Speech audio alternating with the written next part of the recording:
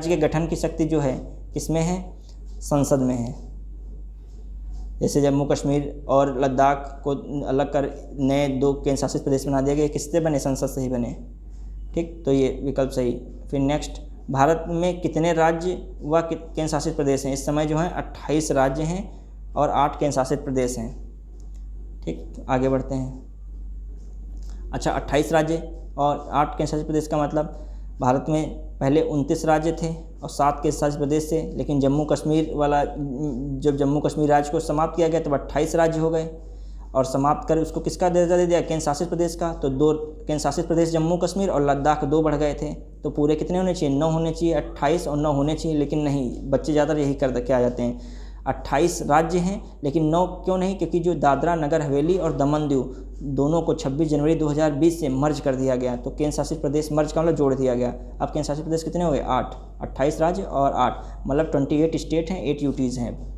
फिर हाँ, राज्य पुनर्गठन आयोग 1 नवंबर 1956 को कितने राज्यों तक कितने संघ शासित प्रदेश थे, मतलब संघ राज्य बनाए गए?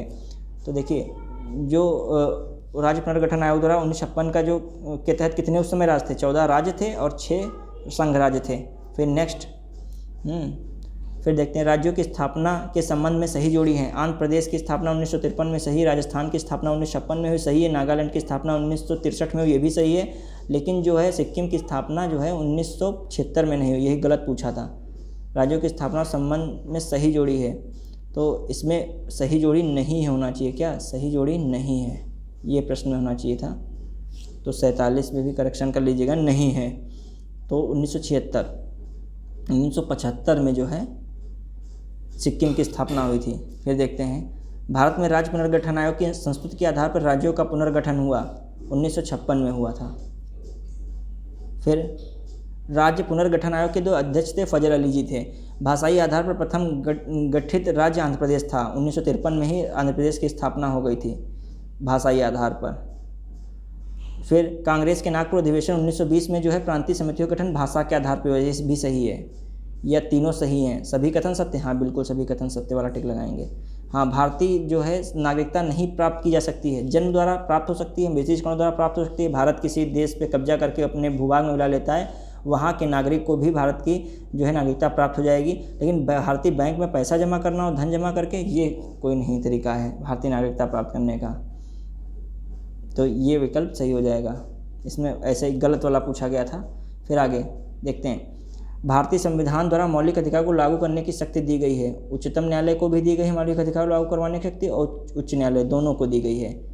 तो उच्चतम एवं उच्च न्यायालय दोनों को दी गई है भारत में जो मौलिक अधिकार हैं उनकी रक्षा के लिए।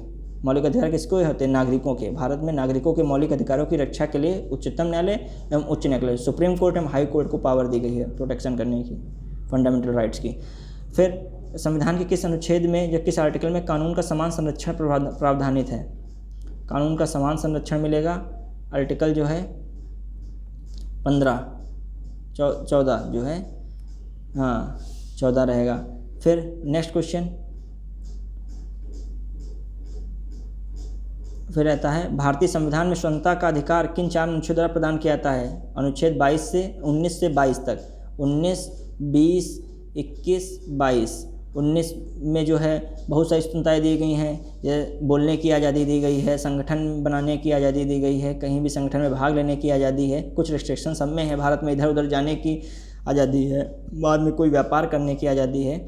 इस प्रकार जो है संविधान के जो है 19 में दी गई हैं, आर्टिकल 19 में मूल अधिकार दिए गए हैं। 20 में क्या है, यदि कुछ दशाओं में जो है दोष सिद्ध के संबंध में संरक्षण की बात की गई है, जैसे एक अपराध के लिए एक ही सज़ा मिलेगी, जो वर्तमान में कानून होगा उसके अनुसार सज़ा मिलेगी, अपने मन के वकील को हम रख सकते हैं, इसको हम में स्वतंत्रता है। तो इस प्रकार की 20 में है, आर्टिकल 20 में बात की गई है मूल अधिकार में।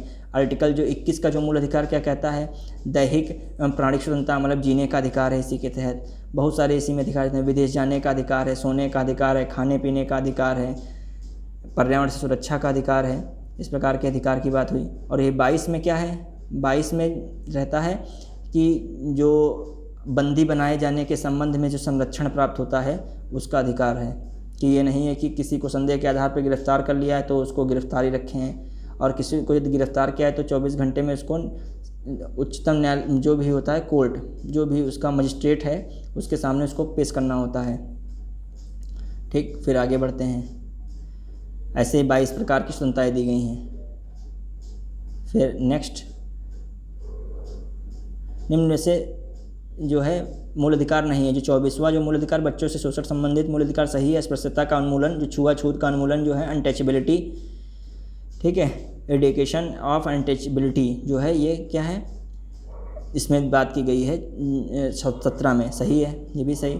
भाषण में विभक्ति की स्वतंत्रता की बात की गई 19 में, भी हमने बताया था ऊपर, सही है। प्राणिक दैहिक स्वतंत्रता 22 में नहीं 21 में है, ये गलत है और यही गलत पूछा था। ठीक, नेक्स्ट ऑप्शन, संविधान में अनुच्छेद 25 के अनुसार धार्मिक स्वतंत्रता का अधिकार किसके अधीन नहीं है। सदाचार, स्वास्थ्य, सार्वजनिक व्यवस्था। देखिए स्वतंत्रता धार्मिक मिली है लेकिन सदाचार को भी ध्यान रखना है, स्वास्थ्य को भी ध्यान रखना है। जब कोविड पेंडेमिक है, कहें कि जुलूस निकालना है या कोई भी यात्रा करनी है, धार्मिक यात्रा तो नहीं किया सकती है, मतलब धार्मिक रथ यात्रा इस प्रकार की कोई चीज़ या कोई भी जुलूस होता है तो नहीं निकाल सकता है, क्योंकि स्वास्थ्य की रिस्ट्रिक्शन लगी, इतनी भी स्वतंत्रता नहीं है। ठीक, सार्वजनिक व्यवस्था है, मान लीजिए वहाँ पे अस्पताल हैं, वहाँ शोर नहीं होना उचित है या वहाँ पर कुछ संघर्ष हो सकता है समुदायों के बीच, तो सार्वजनिक व्यवस्था के आधार पे भी स्वतंत्रता वहाँ नहीं है कि वहाँ पे अपना कोई धार्मिक कार्य नहीं कराएंगे जहाँ पर कोई विवाद की स्थिति हो।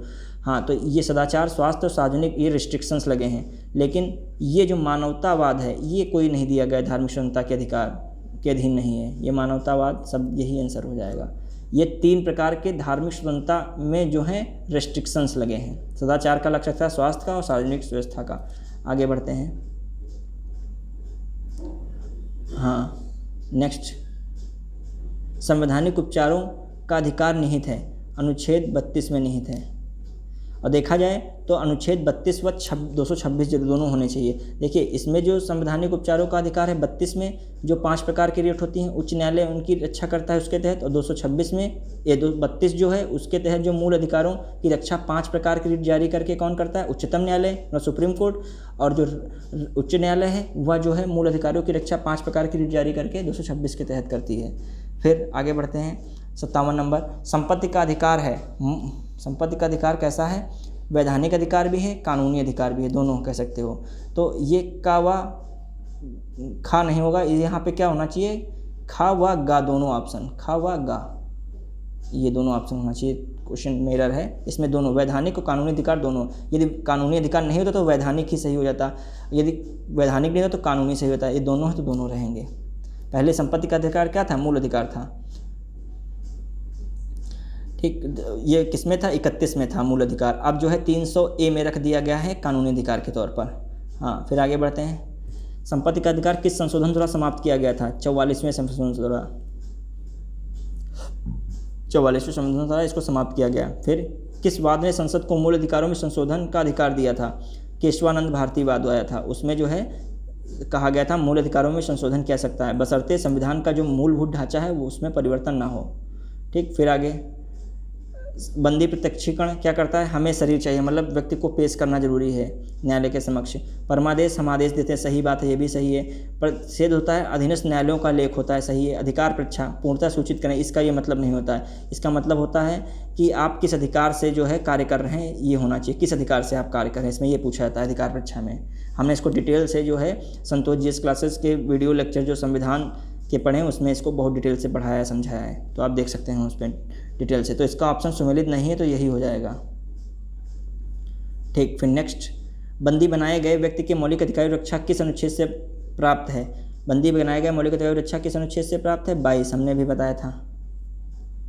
ठीक, कल्याणकारी राज्य की संकल्पना का समावेश भारत के संविधान के किस संविधान संकल्पना का भारत के संविधान में है, किसमें, एक तो इसमें दिया है कल्याणकारी राज्य की संकल्पना का, और प्रस्तावना में भी जो है कल्याणकारी राज्य की बात की गई है, जैसे राजनीतिक है, सामाजिक है और आर्थिक जो है न्याय की बात की गई है।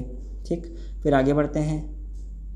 हाँ, ग्राम पंचायत का गठन किसमें किया गया है, अनुच्छेद 40 में किया गया है। Next question.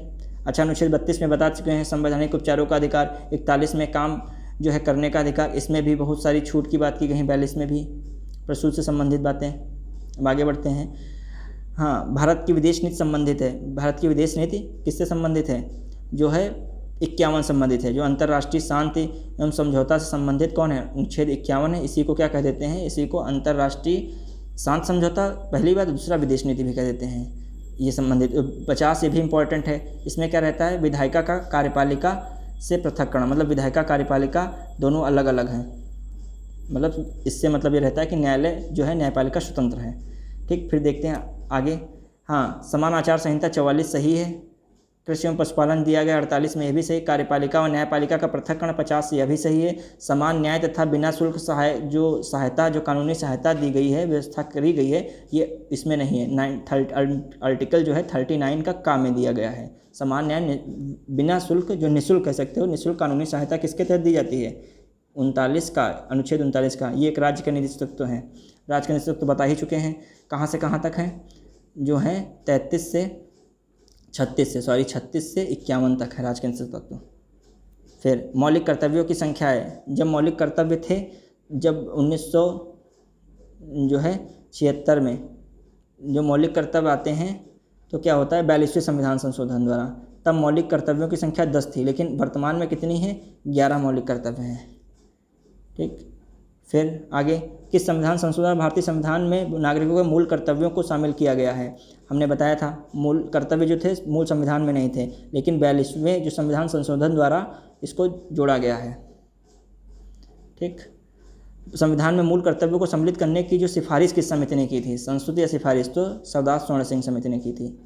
ठीक, फिर आगे, निम्न में से कौन सा मौलिक कर्तव्य सही नहीं है।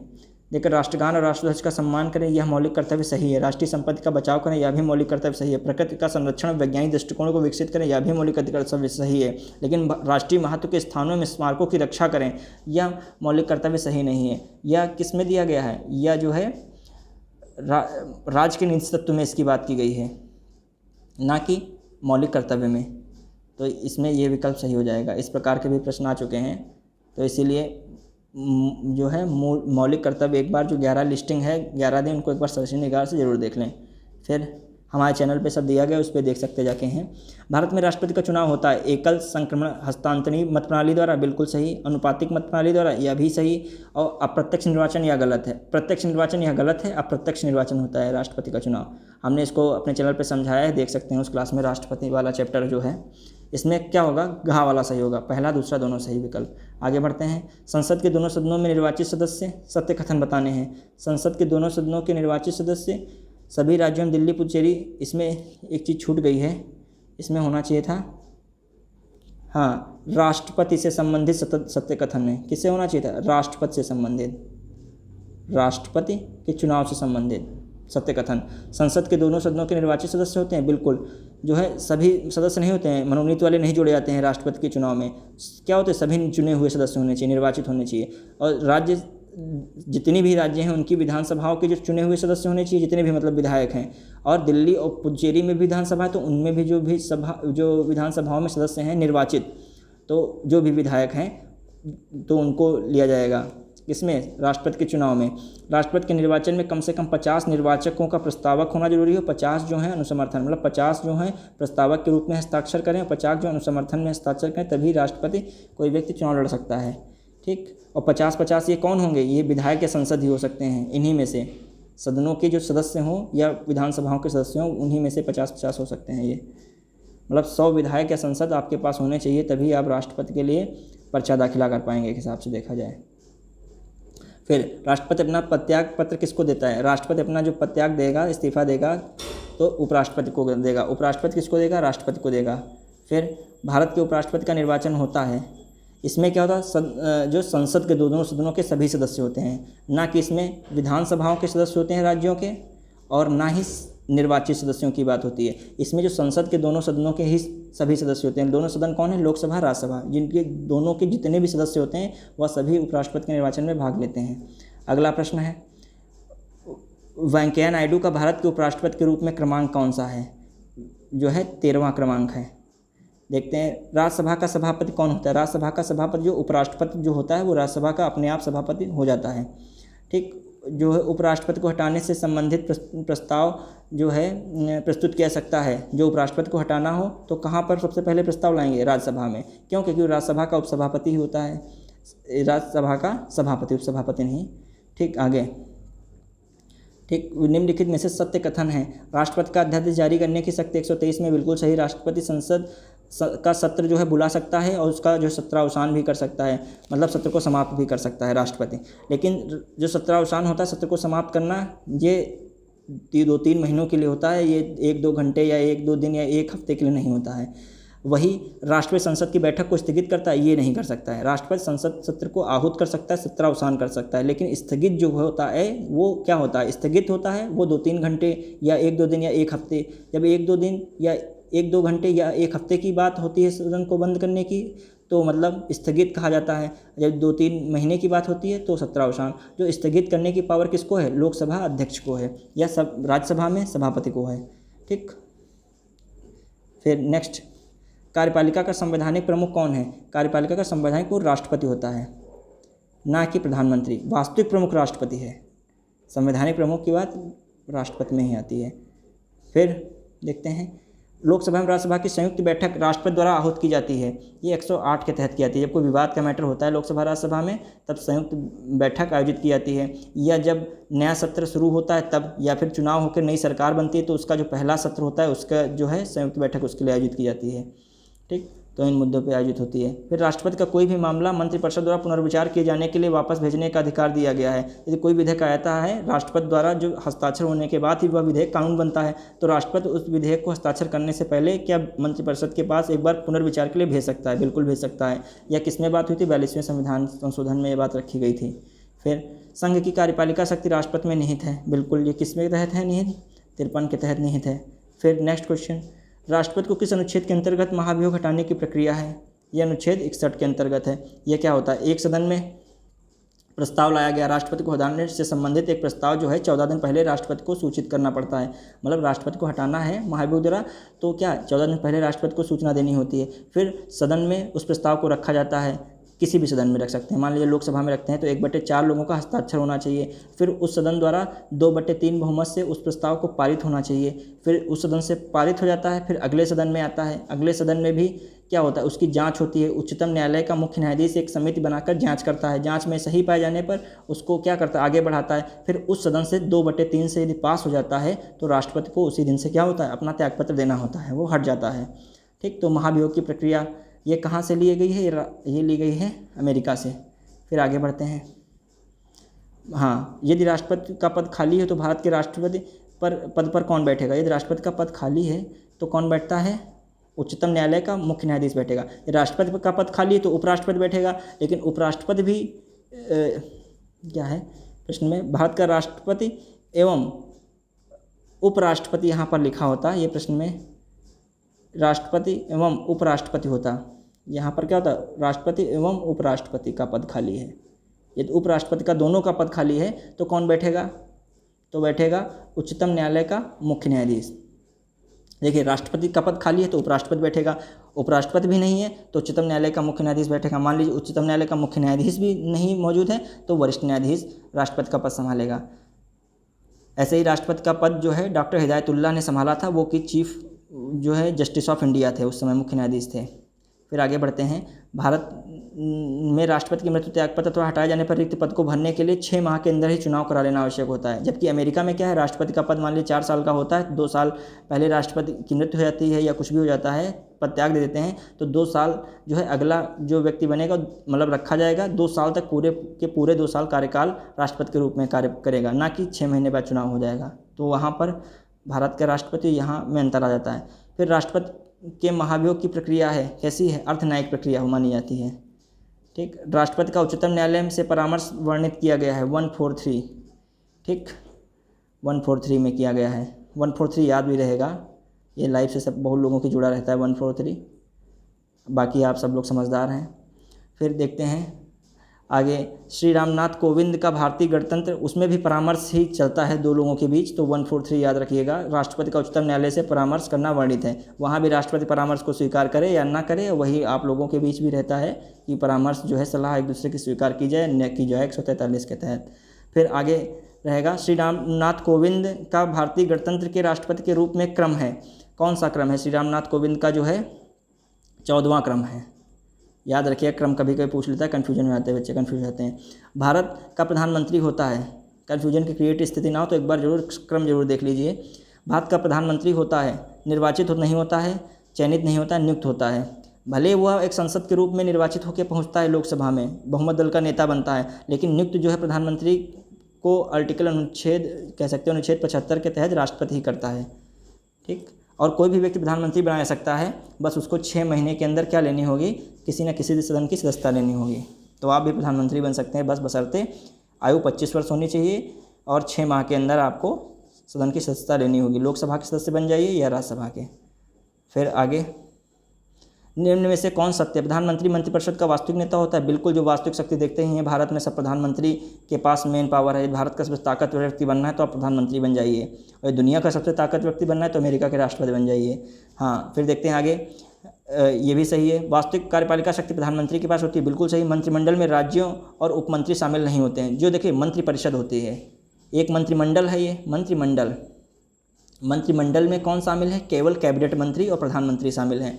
और जो मंत्रिपरिषद होती है उसमें कैबिनेट मंत्री, प्रधानमंत्री और उपमंत्री सभी शामिल होते हैं, राज्य मंत्री सभी। तो मंत्रिपरिषद में सभी शामिल होते हैं, जबकि मंत्रिमंडल में केवल कैबिनेट मंत्री और प्रधानमंत्री। और मंत्रिमंडल हो चाहे मंत्रिपरिषद हो, सबका जो प्रमुख होगा प्रधानमंत्री होगा। ठीक, एक व्यक्ति जो संसद का सदस्य नहीं है उसको वह केंद्रीय मंत्री बिल्कुल बन सकता है, प्रधानमंत्री बन सकता है, केंद्रीय मंत्री भी बन सकता है, लेकिन 6 माह के अंदर उसको सदस्यता लेनी होगी। सही बात। अनुच्छेद 75 के अनुसार मंत्रिपरिषद सामूहिक रूप से किसके प्रति उत्तरदायी है? प्रश्न बहुत पूछा जाता है, लेकिन आपको लोकसभा पर टिके रहना है, क्योंकि लोकसभा द्वारा ही जो प्रधानमंत्री का सिलेक्शन होता है, तो लोकसभा के प्रति भी मंत्रिपरिषद भी उत्तरदायी रहती है। और मंत्रिपरिषद का चूँकि प्रमुख प्रधानमंत्री ही होता है, समझिएगा। मंत्रिपरिषद सामूहिक रूप से केवल लोकसभा, संसद में लगा दीजिएगा, ना कि राज्यसभा।